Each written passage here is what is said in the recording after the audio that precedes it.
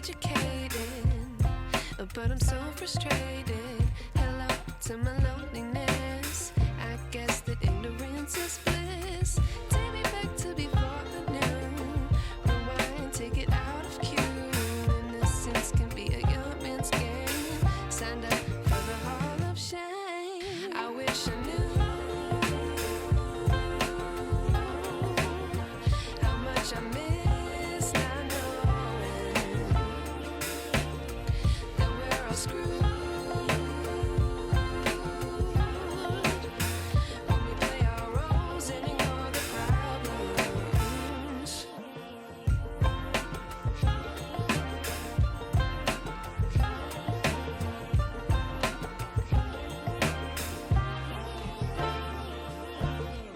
I like to be away in my patience. Stay up, I feel so outdated.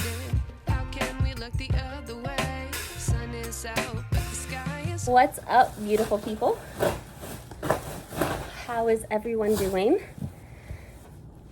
First of all, let's talk because it's been a week since I have not had sprints and I miss you guys. But I am taking a month off for the month of November.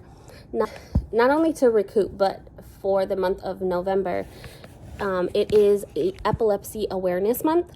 And so not only am I reading Indigenous authors, and authors, Palestine authors, and I am also reading books around epilepsy. So shout out to my kid for putting me on, and the awareness, showing awareness towards epilepsy. Now, I'm struggling. I purchased a reading chair. I won't get the remainder. The chair itself, which is it's called a chair and a half. Okay, so like I was saying, I'm not having sprints in the month of November. And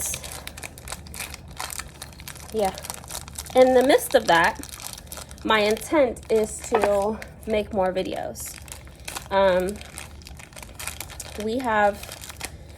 There is a lot happening in November politically, a lot of awareness, a lot of things happening, and I want to be able to focus on that. I'm gonna take this time, like I was saying, to focus on videos, focus on content, focus on editing. Honestly, my editing is so bad. My lack of editing skills that I have is so bad that I really need to improve on it. And so yeah, I'm gonna wait on this and set this up when I'm off of work. By the time the month of November is over, I just hope to have learned so much more than when I started, whether that's reading books about Palestine, or Indigenous authors, my nonfiction November books that I plan on reading if I get around to it. There are some events happening with the Epilepsy Center that I want to get my daughter involved in. My daughter's recent diagnosis of epilepsy, which came in September, don't quote me on it. Her recent diagnosis of epilepsy is like a new normal, right? Like she went through COVID, had COVID twice,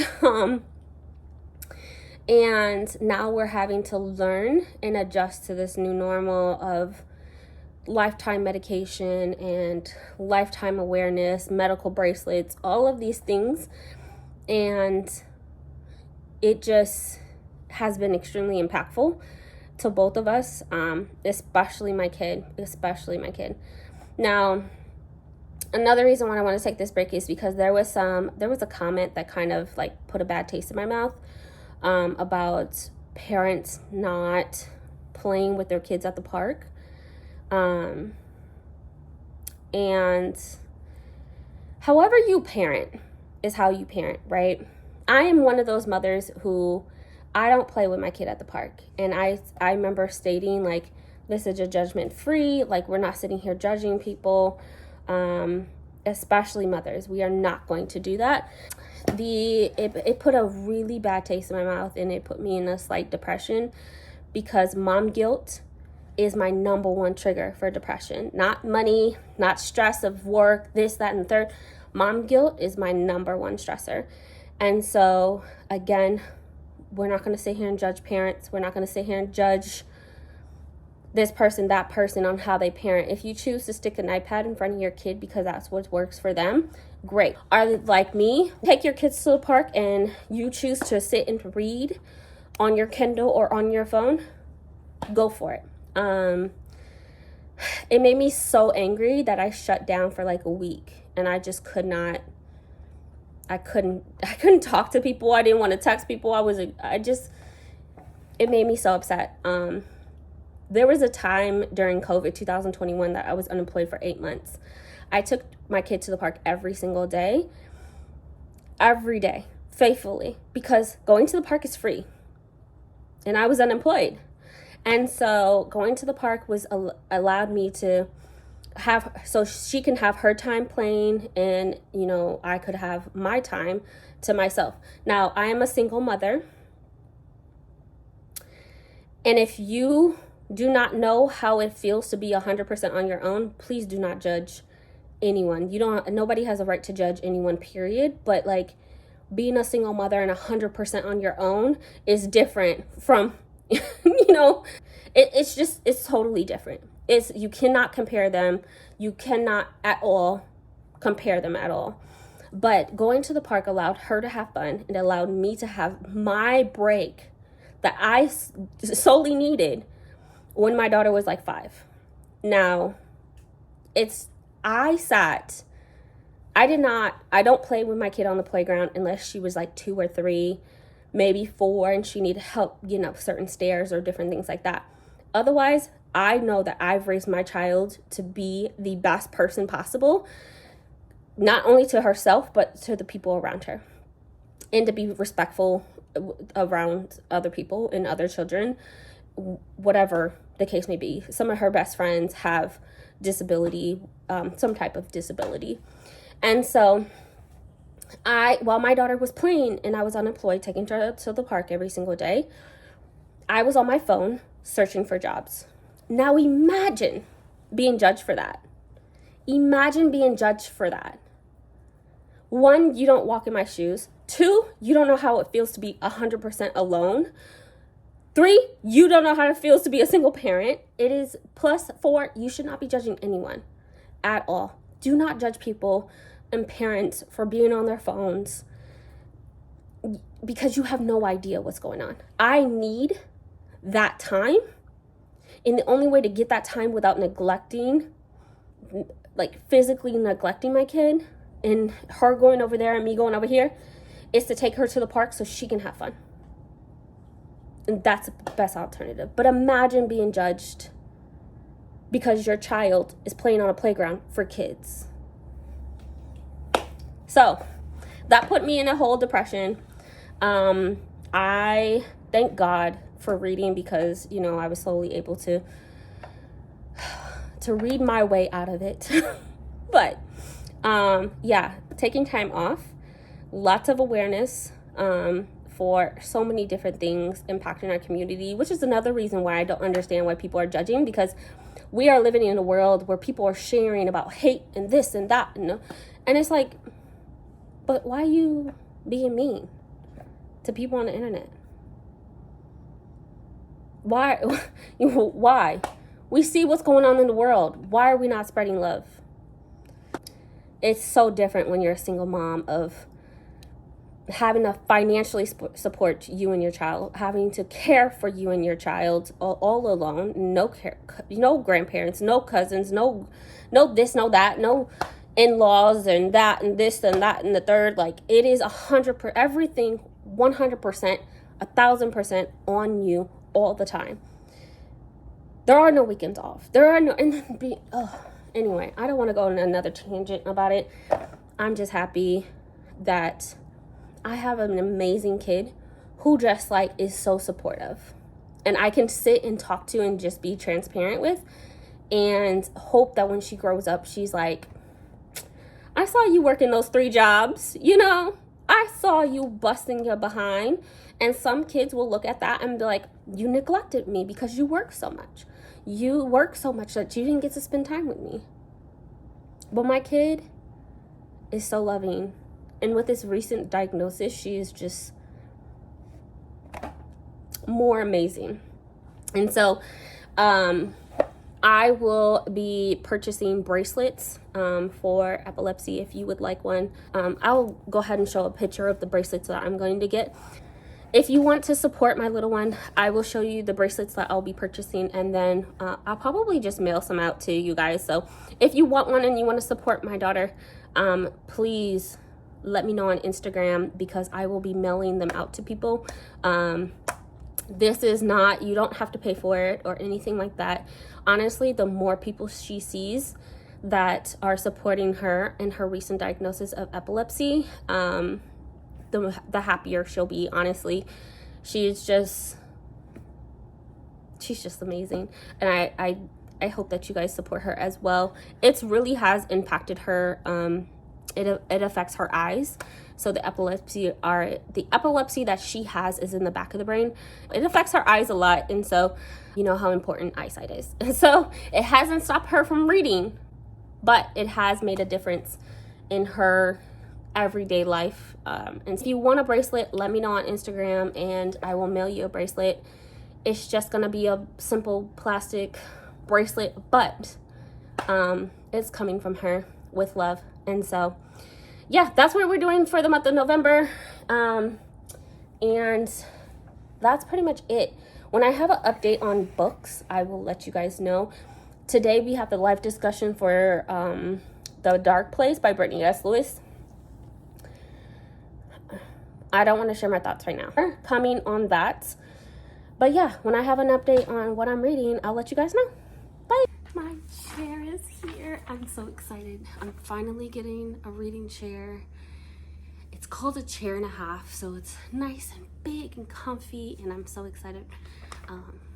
Yeah, they're about to drop it off at the door, and then I have to set up the rest of it. So yeah, I'm so excited. Who knew furniture? I knew that turning 30 I would feel like this, but like I really do feel so excited. So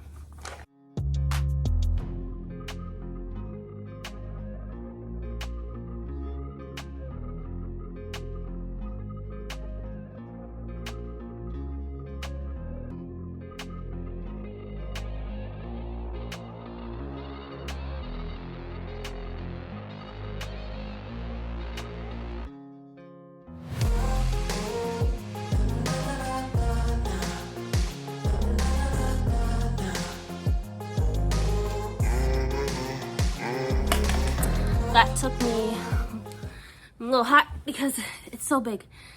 That only took me 6 minutes with this. So let's put this bad boy up and see what it looks like. I am still waiting on my side table that will be coming tomorrow. So I'm almost there. I'm almost there.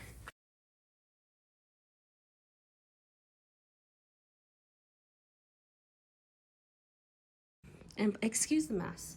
I clearly have books everywhere. So this is what we are working with. It's so comfy. It's so comfy. I have to fix that light because it fell. But for my new reading chair, I'm excited. My side table will be here tomorrow. I have my diffuser on the floor. I'm so excited to have a space outside of my bed to actually lay and read. Since I have you guys here, I'm gonna go ahead and unbox the book from Simon & Schuster. I have a feeling I know what the book is, but unless I win a giveaway, a lot of the times I just get things in the mail. So, oh, it's a finished copy. Hold on. It's a signed finished copy. Did I win a giveaway or something? No, I definitely did not. Okay. I don't know if Simon & Schuster just wants me to love the book and love the cover, but I have a signed edition. So, if you want one of these, let me know. I don't need both copies on my shelves. So if you want one, let me know and I will send it to you. I might keep the signed copy. And it's in pink. Shut up. That is perfect. That's so cute. So I might keep this one. Thank you so much, Simon & Schuster. I really appreciate it. And yeah, if you're wanting the ARC, let me know because I don't need it. I started it, but I never finished it. And yeah, I don't have much to say. I like the paperback. And I'm going to head back to work. And yeah, I'll check in with you guys afterwards because I did finish 2 books. And so I want to share my thoughts on it because I loved it. I loved the, I think it's a middle grade or maybe it's a YA. I want to say it's a middle grade, but I loved it. I really enjoyed it. Stay up, I feel so outdated. How can we look the other way? Sun is out, but the sky is gray. What would happen if I took a chance? It's always hard at first glance. I don't wanna, but I know I gotta do it. The truth is hard to swallow. I think I'll chew it.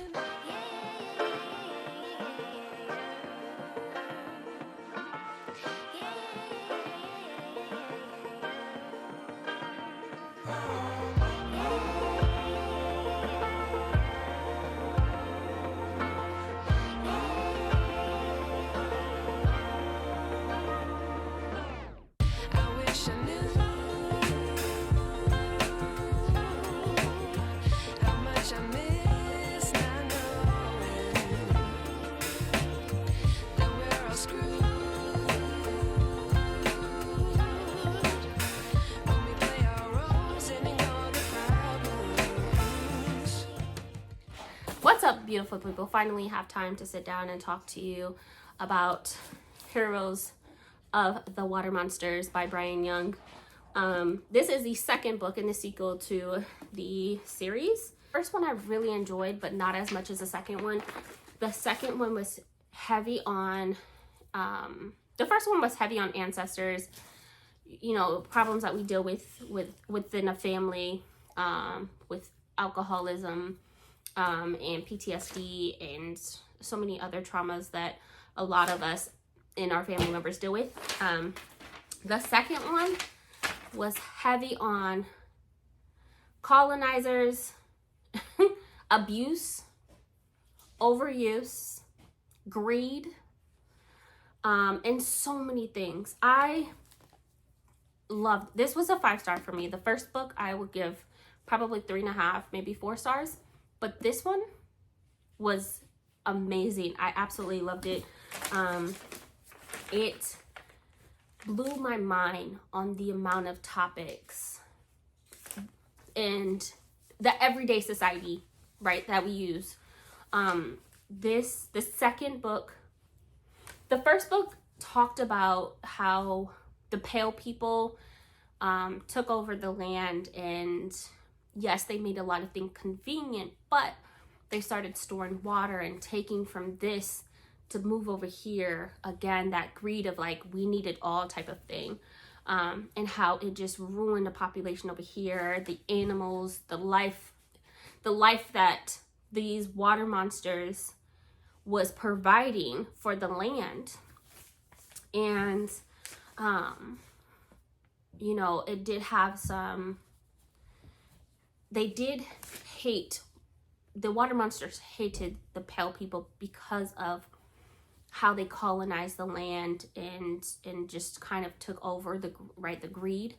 The second book, you do learn in the first book that the mix and the mingle of indigenous people and Pale people and Latinx, blacks, all of those, you learn, they're all mixed. And you know, they mention how we as a society are united and whatnot. And so even though they hated Pale people, it's like, well, Pale people have, you know, procreated with indigenous people, with Latinx people, with black people, you know, all of these things. And so you know, but the second book was amazing. I absolutely loved it. I love the concept of these spiritual beings that provide life to the land, or water, and the way that they ingest it. Their whole being is water, and when they're taken, their life force is taken, and they're put over here and put over there and put in these like water reserves and stuff like that. When you take something, you have to give back, and you learn that within the second book. It was very powerful. So